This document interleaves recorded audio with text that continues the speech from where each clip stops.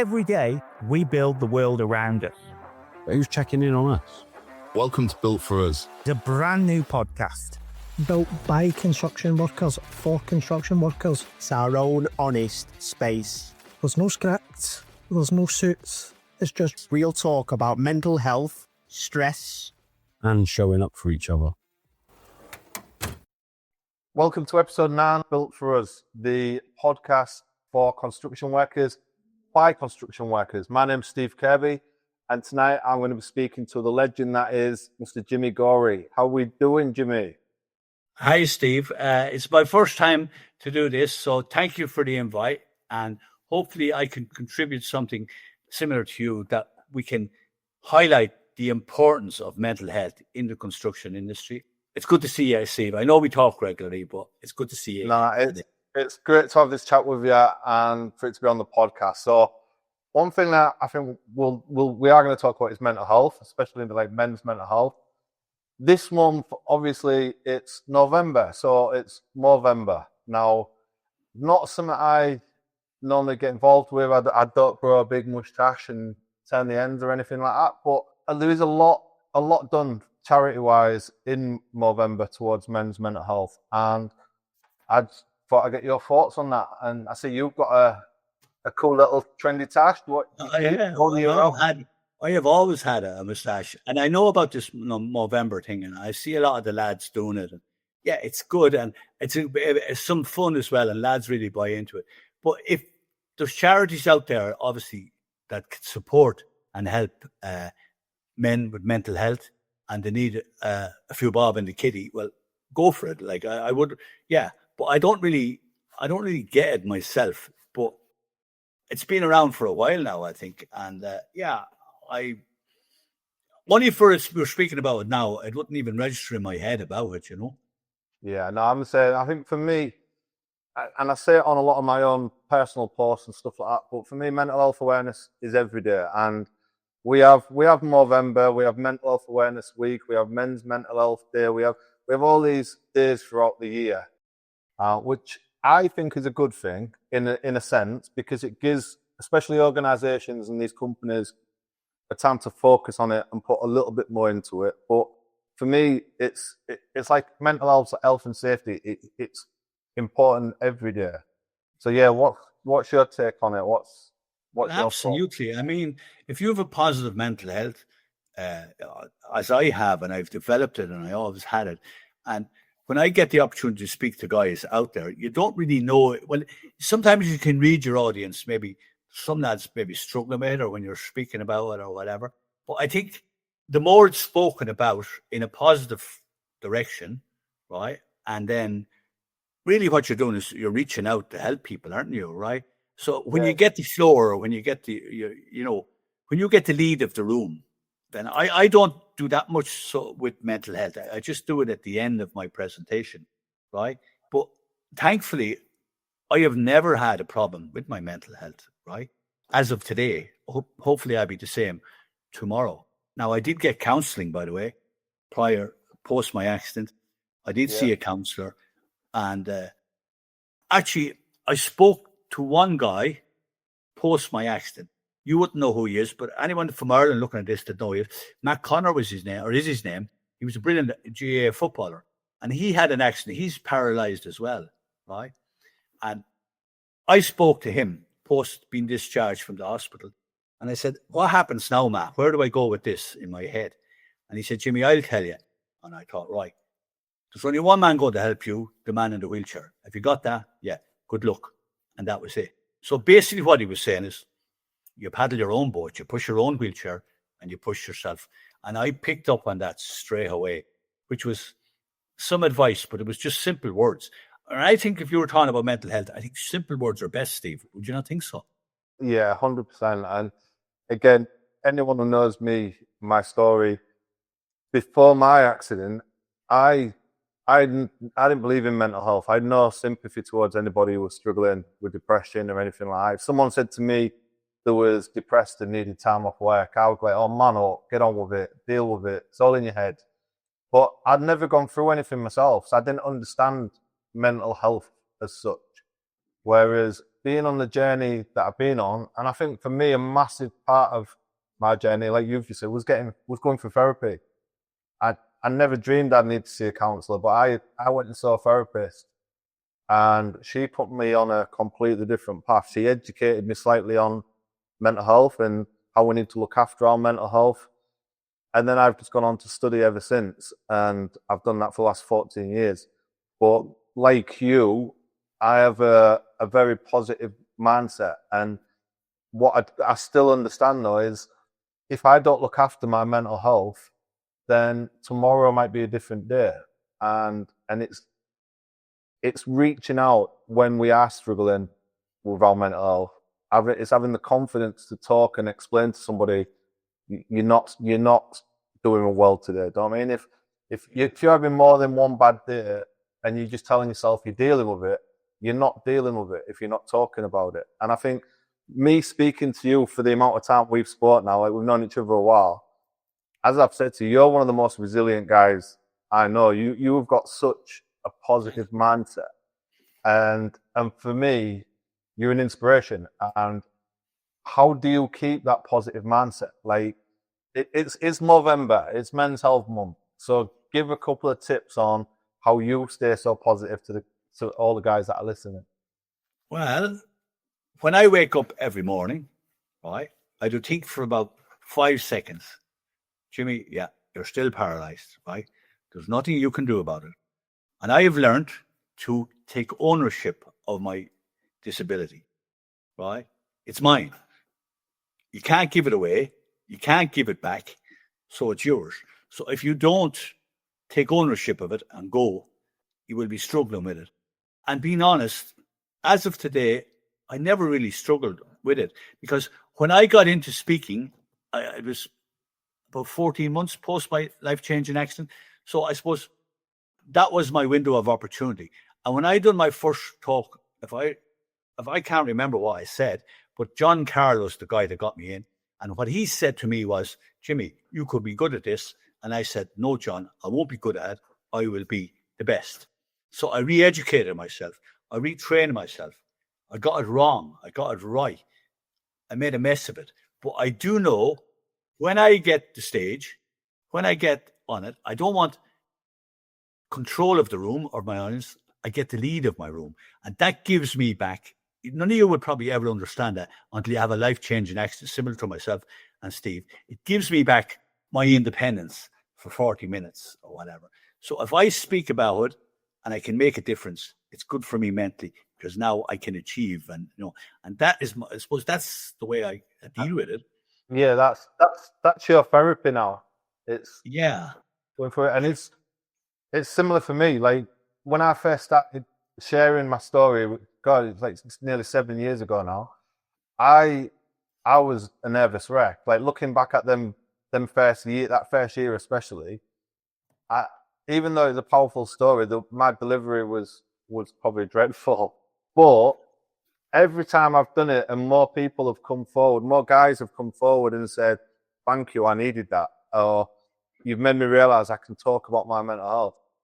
Every time that happens, it makes it worthwhile for me. So I believe everything happens for a reason. And I wouldn't be doing what I'm now doing if I hadn't gone through that. And I think for people who are struggling or were listening, who's going through a really, really dark time at the minute, as you have, as I have, as many have, if you're going through a really dark time, just understand that you are going to come out of this a stronger person. And you are who you are because of what we go through.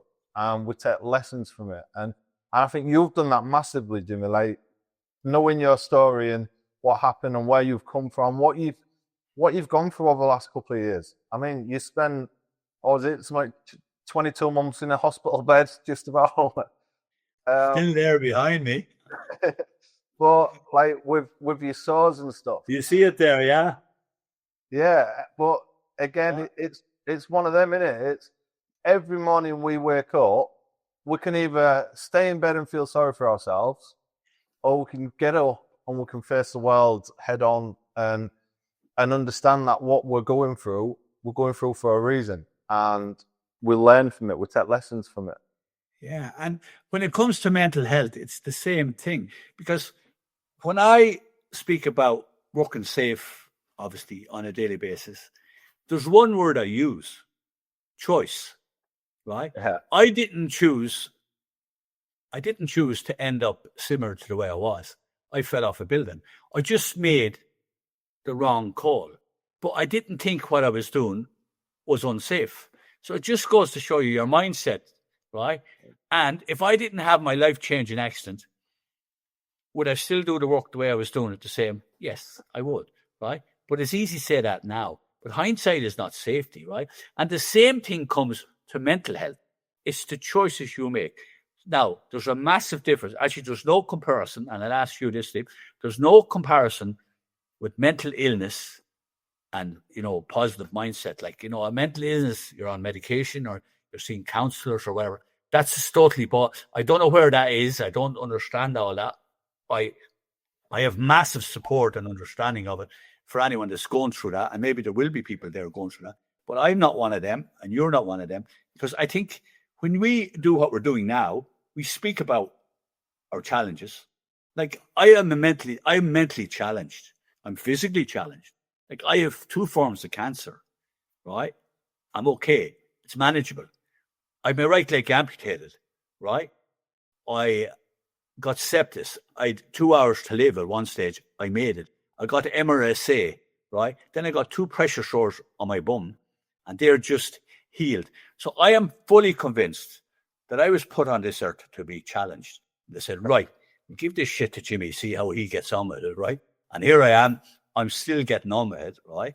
And I'm good today, and I hope I'm equally better tomorrow. Because if you have a good day today, you get your tomorrows, right? But it's amazing about, I don't know about you, but you do, you've told me that. Post my delivery of my message stroke story, right? I talk about positive mental health, right?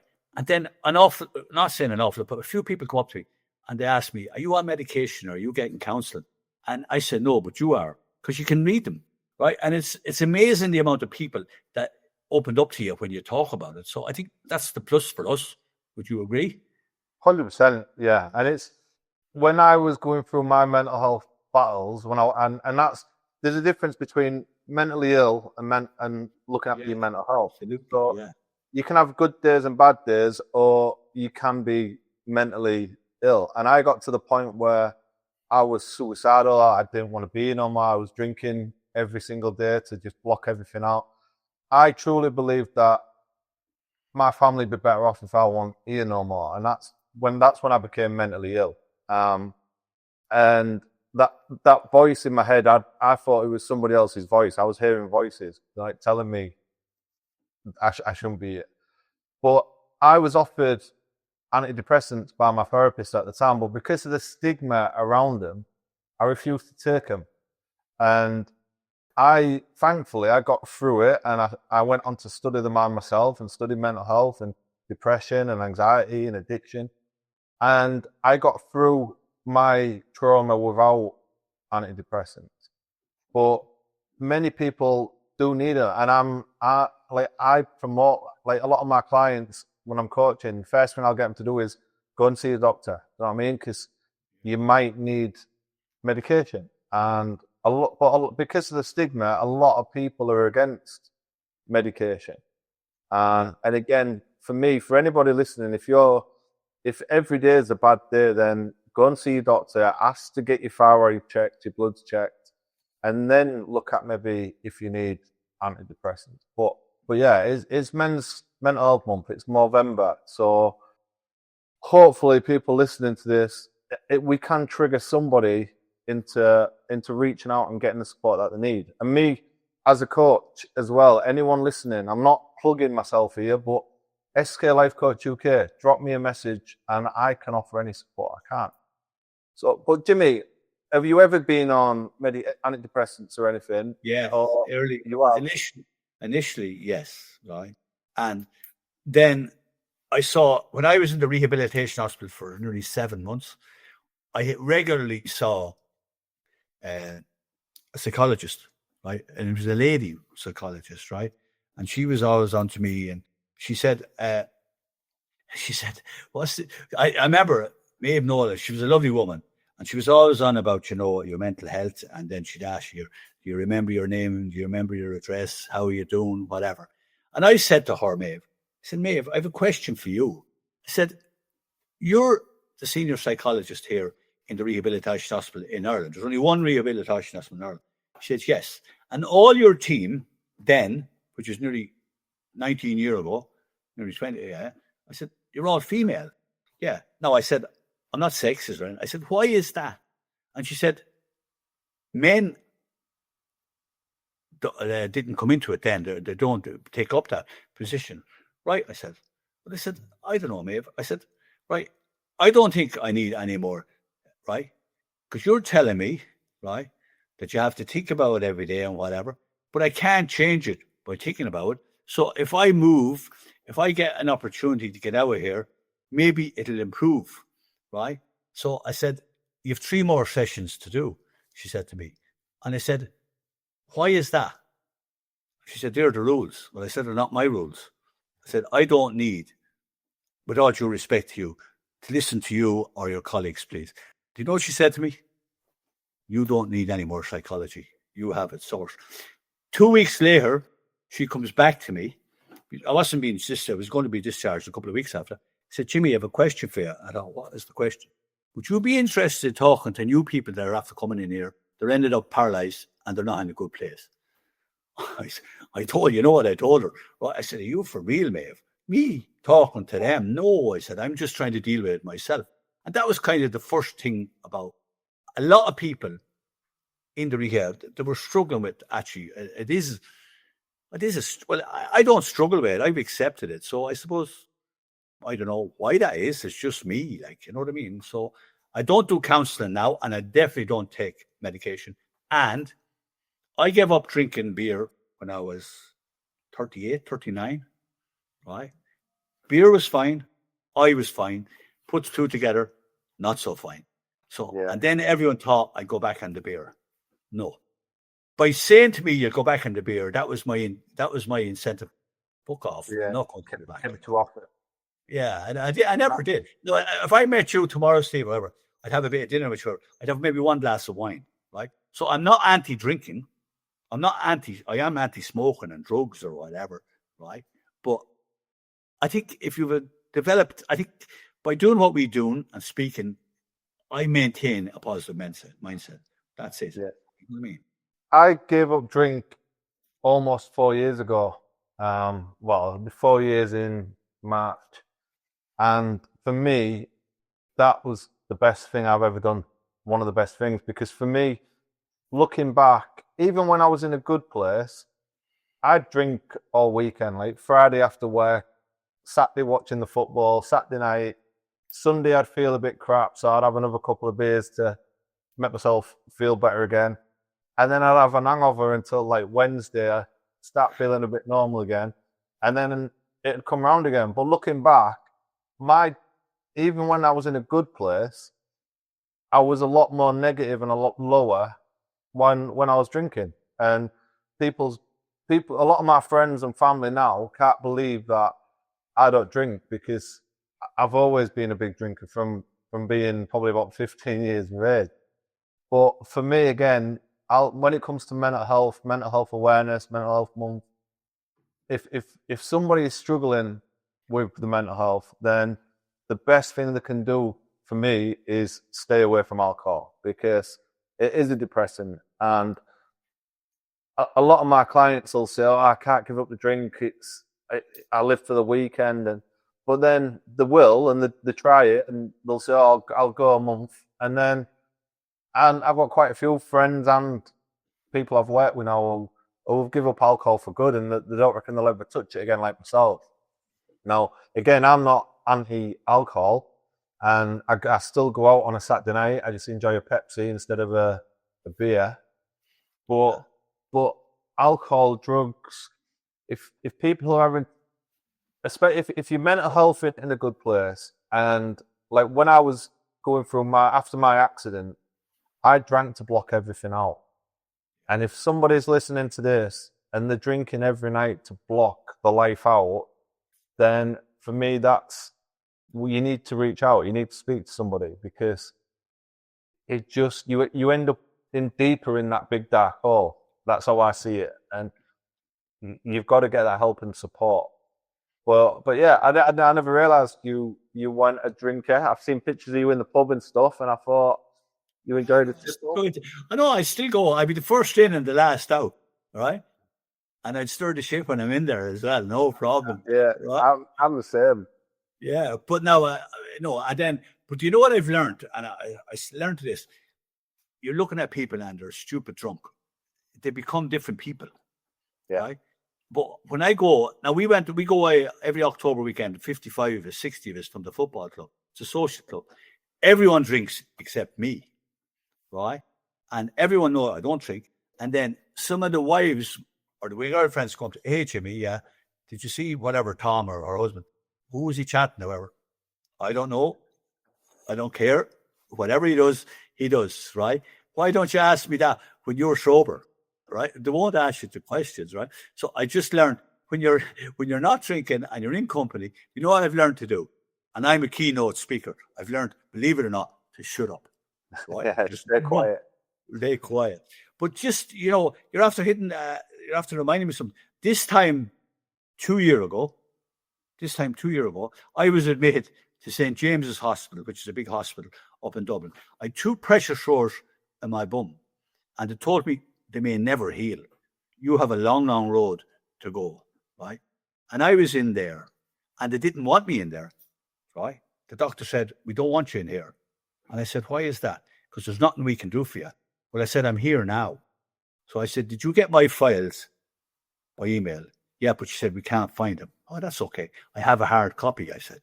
She said, where's the hard copy? You're not getting it anyway, right? Because you said you're not going to help me. So I go to the next lad, and I have the white band on my wrist. I'm in, I said. You'll have some job getting me out of here to get started. But I was in that hospital, and I got every infection going. You name it. I had a PICC line in so they could get the antibiotics straight. I think they invented new antibiotics. I had such bad infections. I was in a hospital bed in isolation. I lost 3 stone weight.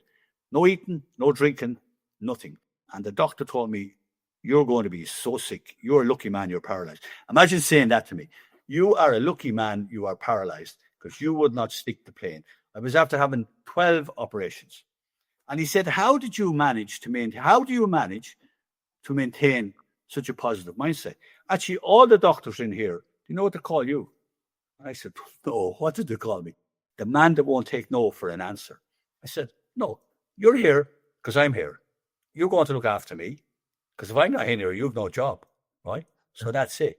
And he said, how do you manage to have a positive mindset? Well, I said, I haven't eaten or drinking, and you're losing 3 stone weight. And I'm in that bed, and at night time, I'm hanging over the side of it, and I'm trying to get sick. Nothing comes up. You know what I say to myself? Tomorrow will be a better day.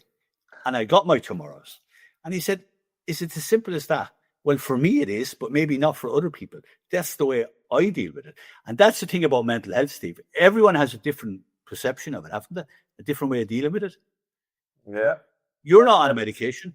I'm not on medication. But that's just 2 lads here now that have mental health challenges every minute of every day.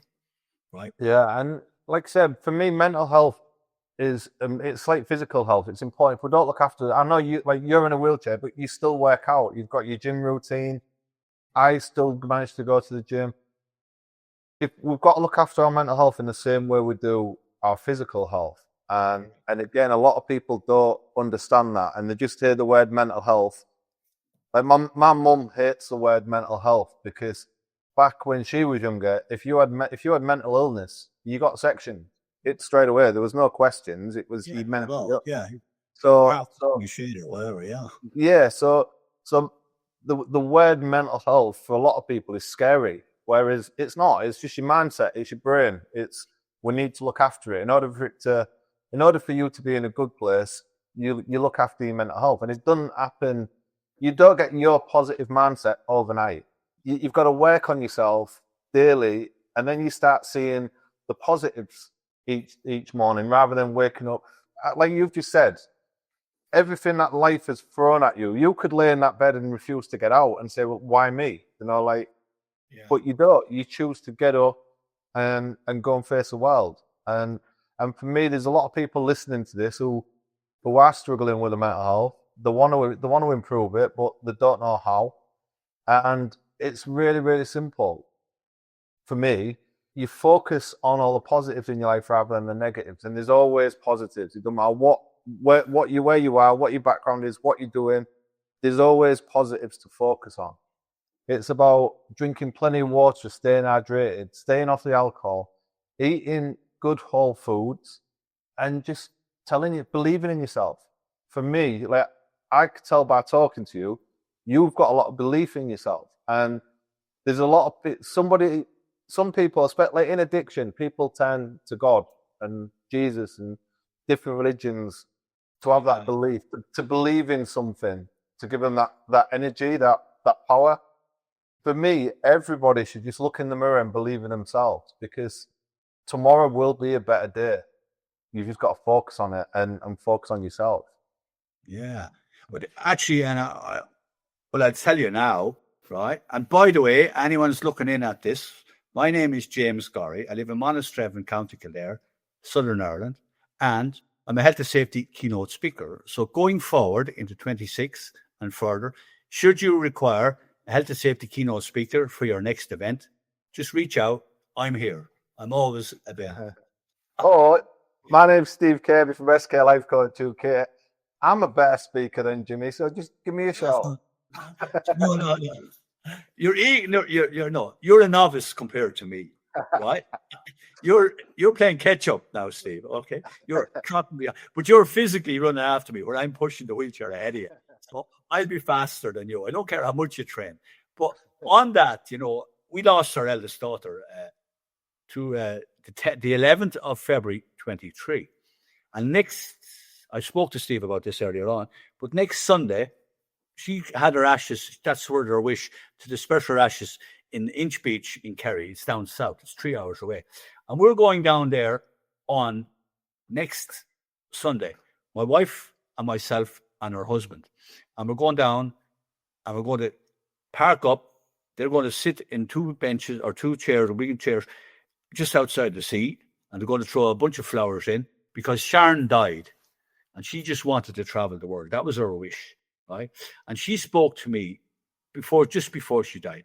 And she actually, talking about mental health, you know what she actually done? She prepared herself to die. How do you prepare yourself to die? And she said that to me. I couldn't believe it. And I said, Sharon, how do you mean you prepared yourself? Daddy, I'm going to die with cancer, but not with the pain of cancer. And she pulled up a cloak and she had a morphine pump on her. This is what's keeping me alive. And when you go to speak, you make sure you deliver your message. You keep doing your thing. Because if you don't, I'll come back and I'll haunt you, she said, right? And I thought, my God, I said, how do you mean you prepared yourself to die? Well, I know I'm going to die. So I have faith, hope, and belief that there's something or someone out there, right? And you tell your audience, and I'm telling everyone out there looking in at, listening to us speaking, right? You live every day. You only die once. And she said, be happy, be healthy, be safe, and just keep a positive mindset. And if you're not in a good place, reach out. There is help out there. There's no shame in it. I think that is the biggest problem, or was the biggest problem with men, Steve, you think? Yeah, I think, like, what you've gone through, like, we've all got a story. Everyone listening to this has got a story, and we all go through chapters. It's something I talk about on my tour. And we all go through chapters, and some of us will go through some pretty dark chapters. Now, having this conversation with you, I can already mention maybe 5 or 6 really dark chapters that you've gone through. Some people might not come across any of them in their lives, and that's what your resilience and your positive mindset, having gone through what you've gone through, especially losing a daughter at a young age. You know what I mean? It's, yeah, I take my hat off to you. She was only 49.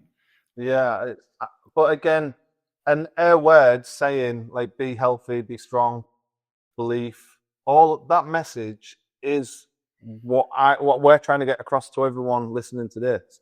not just for Movember or Men's Health Month, but all the time. I mean, every single day should be a blessing. We should wake up in the morning and be thankful that we've got another day in front of us, because tomorrow is not promised for any of us, is it?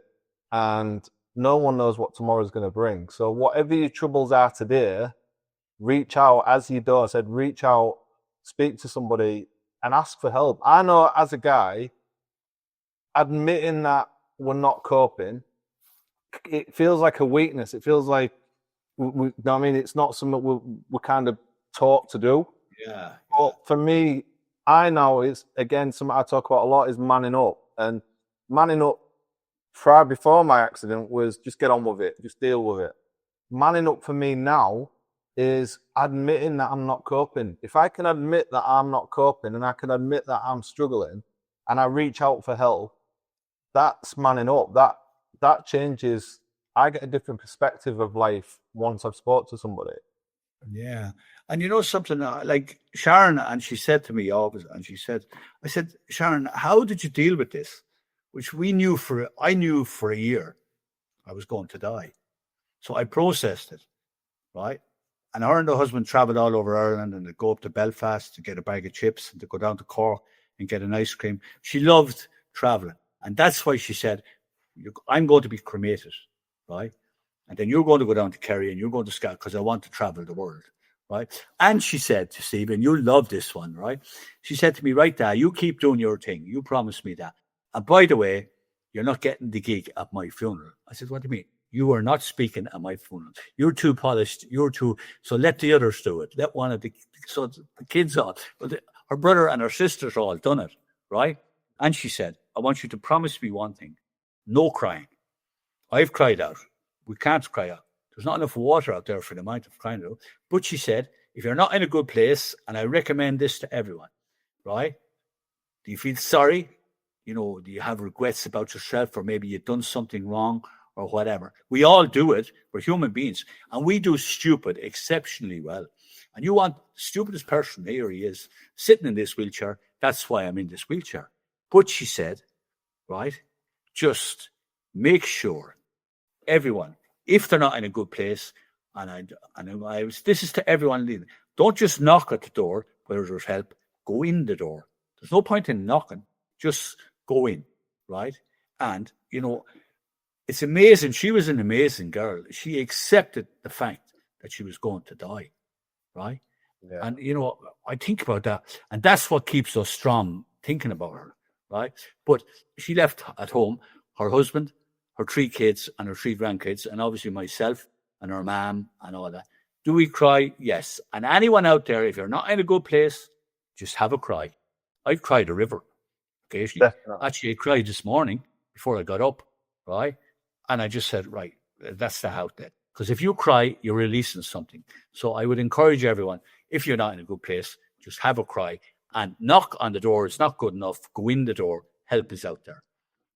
100%. And I'm the same. Like, I cry at anything and everything. And the wife laughs at me. Like, we'll be watching a series, and to where she might not get what's just happened, but for me, I just get the emotion in everything. And then that is it. Even when I'm working and I'm presenting my story, there's times during it where I'll fill up and I'll get emotional, and I'll look into the audience and there'll be people crying, and then I see them crying, so it makes me even more emotional.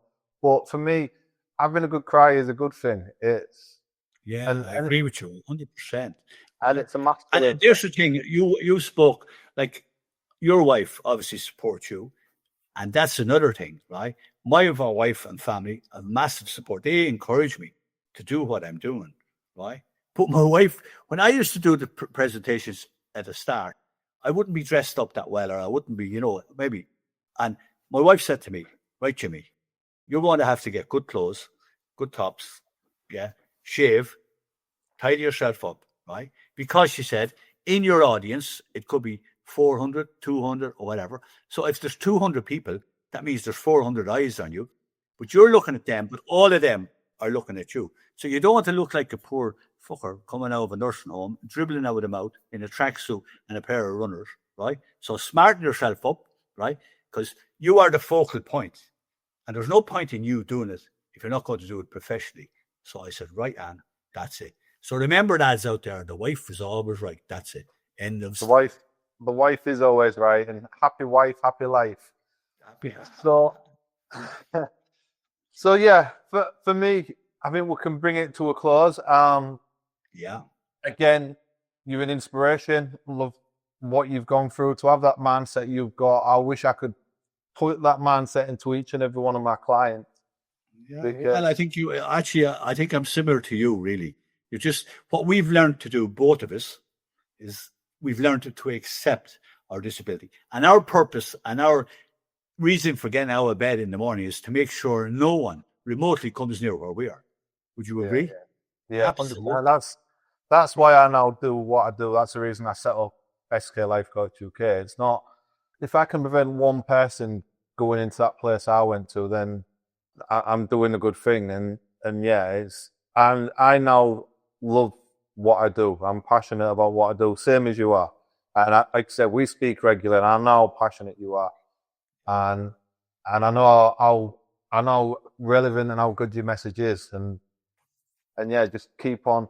You're still a young man, aren't you? So I'm 73 years of age and counting, right? Plenty of years ahead of you to just keep on sharing that message. And I am now 7,339 days today and counting, sitting in a wheelchair or a bed 24/7. Why? Because I made the wrong choices when it comes to my health and safety and well-being in the workplace. And you have to make the right choice in that situation and also in your mental health. And that's really what this is about. If you're not in a good place, everyone, male or female, whatever. Actually, I think women are better at dealing with mental health than lads. I have a house full of them here, so that's how I know that. Right? But I would recommend, look at lads, especially lads, there is an out if you're not in a good place. The world is out there. It's your oyster, right? Yeah. So just knock on the door, go in as if you want to speak to someone, whatever, or give myself a shout, or give Steve a shout, or whatever. We're always available. Am I right, Steve?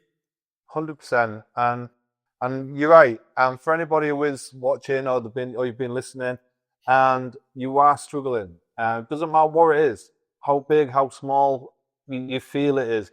I get a lot of people say to me, "Oh, I'm going through some mental health issues." Nowhere near what you went through. It's like you can't compare trauma. We're all different.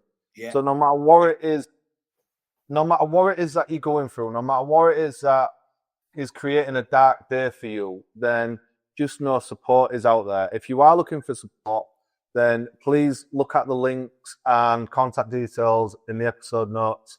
They'll all be there for you. Again, you can reach out to myself or Jimmy. And yeah, happy Movember. And November, that's right. Happy Movember. And yeah, reach out. That is the final message.